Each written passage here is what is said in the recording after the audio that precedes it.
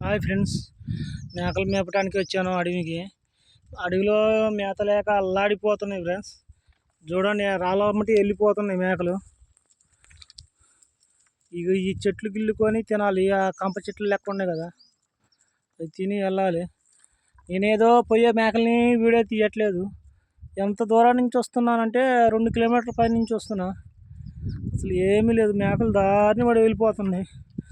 అది ఆ కొండకెళ్ళి మేపాలి. ఆ కొండలో కూడా ఏం లేదు, మొత్తం రాలిపోయింది. చూసారా ఫ్రెండ్స్, నోరు లేని జీవాలకు కూడా మేత లేదు. ఇప్పుడు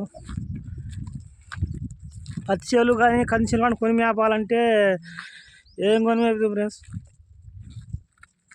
రేట్లు విపరీతంగా చెబుతారు. కంది కొయ్యలలో కూడా ఏం లేదంటూ కూడా 2000 2500 చెబుతుండ్రు. ₹1 ఉన్నోడు కొనగలుగుతాడు, ఏం లేనోడు ఏం పెట్టి కొనాల్సి ఫ్రెండ్స్. 4 మేకలు ఉన్నోడు ఏం కొనాలి? దాంట్లో 2 పిల్లలు పుడితే ఒక పిల్ల చస్తుంది, ఒక పిల్ల అమ్ముకుంటే ఏముంటాయి అవసరానికి. ఒక పిల్ల ఎన్ని రోజులు వస్తుంది?